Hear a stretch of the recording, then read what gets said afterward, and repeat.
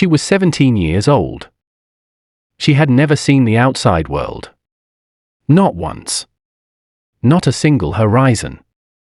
Not a single road stretching into the distance. Not a bird in open sky that she could follow with her eyes until it disappeared.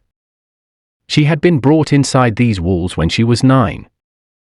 And the walls had never let her go. Tonight, she kneels on cold stone. Her hands are trembling. The torchlight on the corridor outside flickers and bends. Somewhere deep in the palace, a door slams shut. Footsteps echo. They grow louder. And then they stop. Outside her door. She does not scream. She has learned not to scream. Screaming, in this place, only makes things worse. She closes her eyes. She whispers something. A prayer, perhaps. Or perhaps it is simply the name of someone who once loved her, someone from before the walls, someone the walls have slowly erased from her memory like water washing ink from stone. The door opens. And what enters is not mercy. Welcome. To one of the most feared, most hidden, most deliberately forgotten places in all of human history. Welcome to the inner chambers of the Ottoman imperial harem, where power dressed itself in silk, where ambition wore perfume, and where death came quietly, without announcement, without trial, and without mercy. What you are about to hear is not legend. It is not myth. It is history, dark, documented, and deliberately buried for centuries beneath layers of imperial pride. Stay with this story. Because the horror inside these walls did not wear a monster's face. It wore a crown. To understand the horror, you must first understand the architecture of the world that created it. The Ottoman Empire. At its height, the 16th and 17th centuries, it stretched from the gates of Vienna to the deserts of Arabia. From the shores of the Black Sea to the edge of the Persian Gulf. It was the most powerful empire on the face of the earth. Its armies made kings tremble. Its treasury overflowed with gold. Its capital, Constantinople, now Istanbul, glittered like a jewel set at the crossroads of the world. And at the center of Constantinople stood Topkapi Palace. A city within a city. A world within a world. Topkapi was not merely a building. It was a living, breathing organism of power, a labyrinth of courtyards, gardens, libraries, treasure rooms, kitchens, barracks, mosques, and corridors that wound into one another like the coils of something ancient and patient and dangerous. 15,000 people lived and worked within its walls at its peak.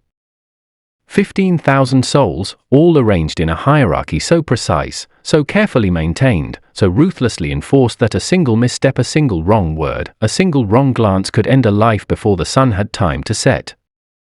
Deep within Topkapi, separated from the public courtyards by a series of locked doors and guarded gates, lay the harem.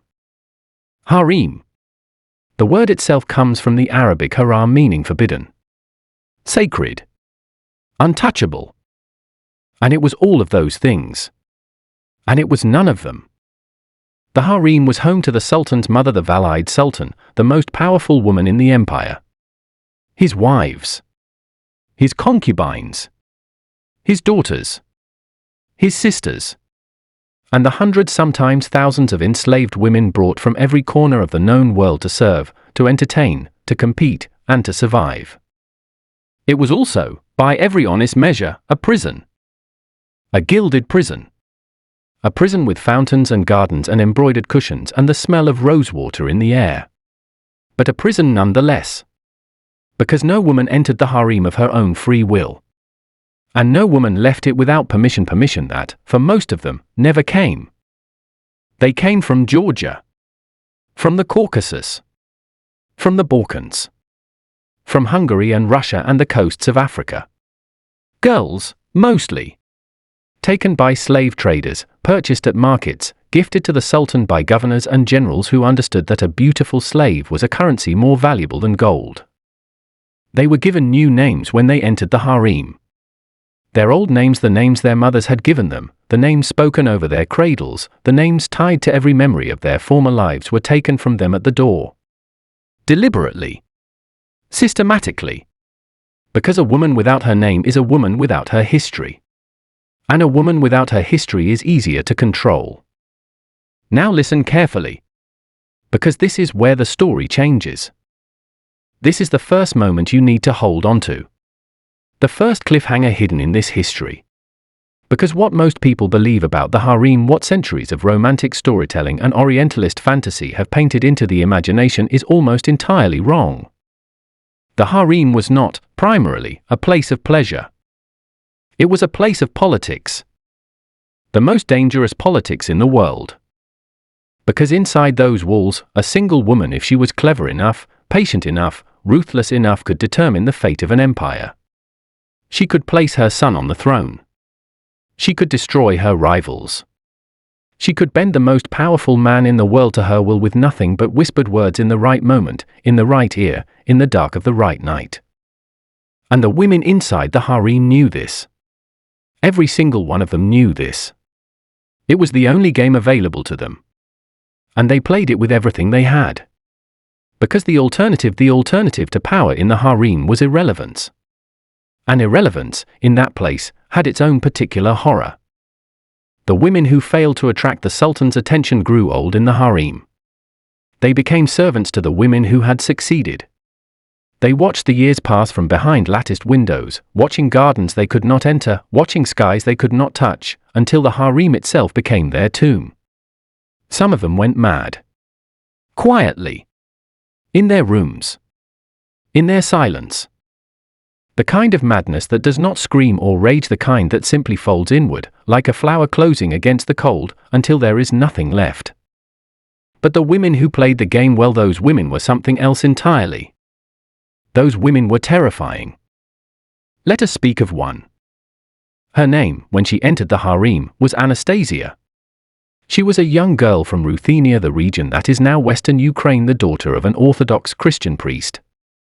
Historians believe she was captured by Crimean Tatar slave raiders in the 1520s, taken across the Black Sea, and sold into the Ottoman slave markets. She was given a new name. Harem. It meant the joyful one. She would become the most powerful woman in the history of the Ottoman Empire. She would also become, to her enemies, and she made many, something closer to a nightmare given human form. Harem Sultan. Known in the Western world as Roxolana. The woman who rewrote every rule the harem had ever known. And rewrote them in blood. When she arrived, the hierarchy was clear.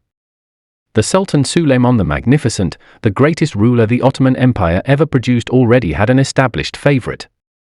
A Circassian woman named Mahidevran. Mahidevran had given Suleiman his eldest son, Ezad Mustafa. In the Ottoman system, this made her position virtually unassailable. The mother of the crown prince was, in every practical sense, the queen in waiting. The future Valide Sultan. The woman who would one day rule the harem from the throne of the Sultan's mother. Harem understood this. And she chose not to accept it. What happened next took place over years. Slowly. Carefully. Brilliantly. With a patience that is almost incomprehensible when you consider that every single day was lived inside walls, under observation, surrounded by enemies, wearing the faces of friends. She made herself indispensable to Suleiman. Not only as a companion. As a confidant. As a political advisor. As a writer, she composed poetry for him in a time when most concubines could barely read. She wrote him letters when he was away on campaign, letters that mixed devotion with wit, with subtle intelligence in a way that no other woman in the harem could match. She understood him. Not just his desires, his mind. His loneliness. His fear. The particular isolation that comes with absolute power, the terrible silence at the center of an empire, where no one speaks to you honestly because honesty could cost them their lives. She spoke to him honestly. And Suleiman, who had never encountered this inside the harem walls, was undone by it. He freed her from slavery. He married her legally, formally, publicly, an act so unprecedented that the entire empire erupted in scandal and disbelief.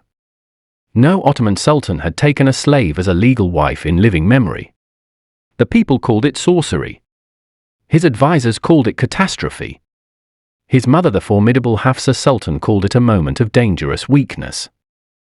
But Suleiman did not listen. He never listened when it came to Harem. And now Mahidevran, the mother of the crown prince, the woman who had been first, found herself second. In a place where being second meant being nothing. The war between these two women was not fought with weapons. It was fought with words. With influence. With the careful, patient manipulation of information: who heard what, who said what reached the Sultan's ears and in what form, and what was silenced before it could travel that far. Mahidevran attacked Harem physically once, scratched her face, pulled her hair, screamed at her in the corridor of the harem. When Suleiman summoned Harem afterward, she appeared before him with her face marked and her composure intact. She said nothing against Mahidevran directly. She simply stood there, in her wounds, and let the silence speak for her. It was one of the most calculated performances in political history. Mahidevran was sent away. To the provinces. To obscurity. To a life in the shadow of a son who, for now, still lived. For now. Here is the second moment you must hold in your mind. The second cliffhanger of this story. Because the real horror inside the harem walls was not the fights between women. It was not the jealousy or the tears or even the exile. The real horror had a name. And that name was the caves. The cage. Every palace has its darkrooms. Every empire has its oubliettes, those French dungeons whose name comes from the word oublier, to forget. The caves was the Ottoman version of forgetting. A section of the harem reserved for a specific kind of prisoner. A prisoner that the empire could not kill, not easily, not without consequences, but absolutely could not allow to be free. The princes. Ottoman succession was, for most of the empire's history, brutally simple. When a sultan died, his sons competed for the throne. Whoever won killed the rest. Every brother. Every half-brother. Immediately. With a silk bowstring strangulation, considered more honorable than the blade for royal blood.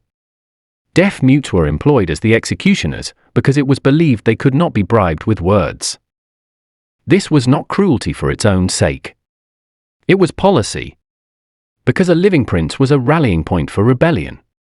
A living prince meant civil war. Fratricide was written into Ottoman law, literally codified by Mehmed the Conqueror in the 15th century as a necessary evil to preserve the state. But as the empire evolved, the practice slowly changed. By the late 16th century, a new solution emerged. Instead of killing the spare princes, they would be confined. Placed in the caves, a suite of rooms within the harem, comfortable enough to prevent outrage, isolated enough to prevent conspiracy. Princes could spend their entire lives in the caves. Decades behind those walls. Served by concubines who were often sterilized, so that no new heirs could emerge to complicate the succession further. Watched at all times. Allowed no education in governance. No training in warfare. No knowledge of the world beyond the walls. And then sometimes the door would open. Because sometimes, every other heir died. Sometimes plague swept through the palace. Sometimes battle thinned the bloodline. And the man in the caves, the forgotten man, the caged man, the man who had spent 30 years staring at the same tiled ceiling, would be brought out, dressed in imperial robes, placed on the throne of an empire of millions, untold to rule. Ibrahim I came to the throne this way. He had spent his entire youth in the caves, waiting for the death that never came. Watching his brothers die one by one. Expecting, every day, that the deaf mutes would come for him too. When they finally opened the door and told him he was sultan, he did not believe it. He barricaded himself inside and refused to come out. He thought it was a trick. He thought the bowstring was coming. They had to bring his mother to coax him through the door. Ibrahim ruled for 8 years.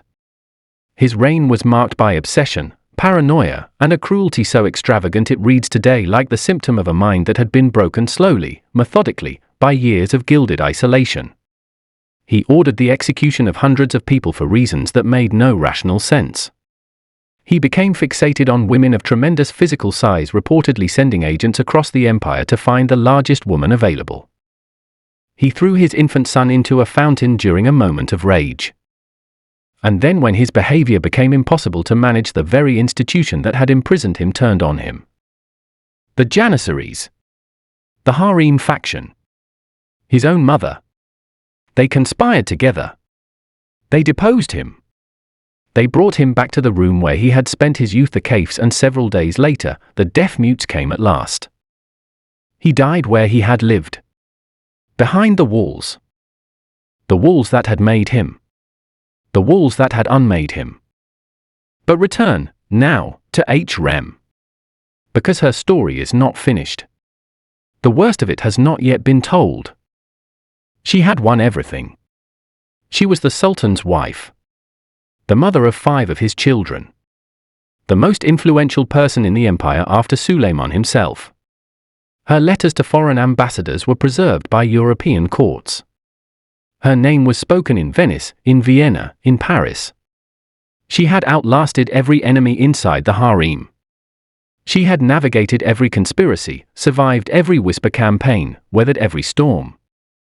And yet, there was still Izzard Mustafa, the crown prince, Mahidevran's son, Suleiman's firstborn and most beloved child. Tall, brave, educated, beloved by the Janissaries who called him the hope of the empire. Everything an heir was supposed to be. Everything that stood between Harem's own sons and the throne.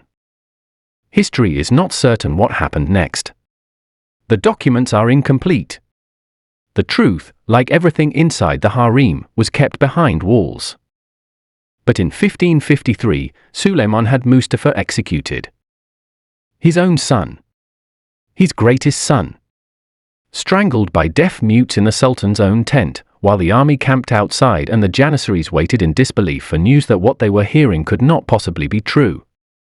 The accusations were treason, conspiracy with the enemy, correspondence with the Persian Shah. Every charge was denied. None of the evidence was ever fully presented in any public form. Mahidevran, in her exile, received the body of her son. She had no money to bury him properly. The funds had been cut off. She wrapped him in her own clothing. She sat with him for days before burial, in a grief so absolute that even the historians who were hostile to her could not write of it without something that resembled shame. And Harem?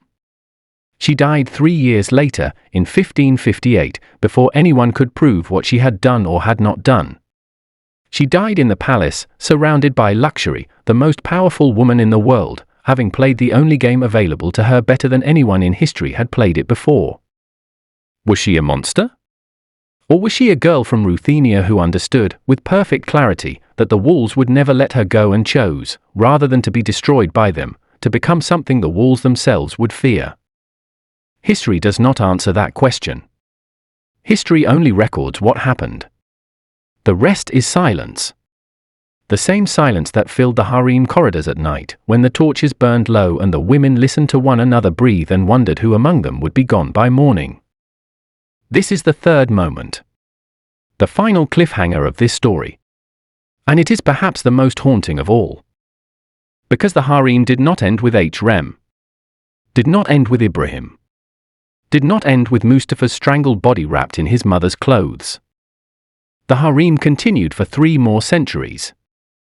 The last women confined inside the harem walls were not released until 1909, when the Ottoman Empire finally abolished the institution under pressure of reform and revolution. Some of these women had been inside since childhood. Some of them had never known any other world. They were released into a city, Constantinople, that had changed beyond recognition during their confinement. Some of them had no family left. No name in the outside world.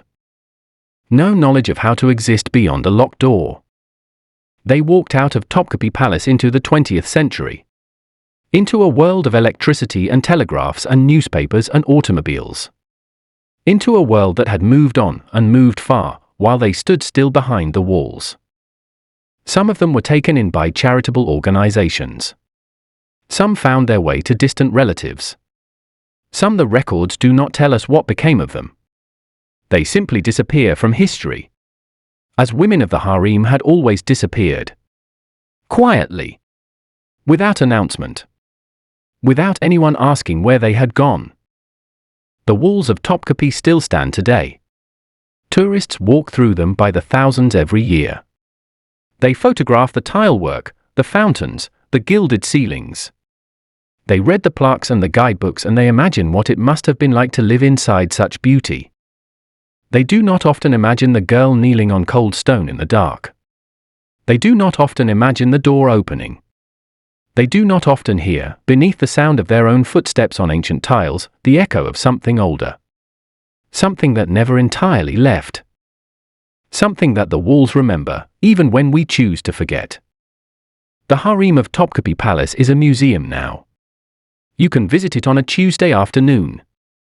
You can walk its corridors in comfortable shoes. You can look through its latticed windows at the Bosphorus glittering in the sunlight. You can stand in the room where women were strangled for knowing too much.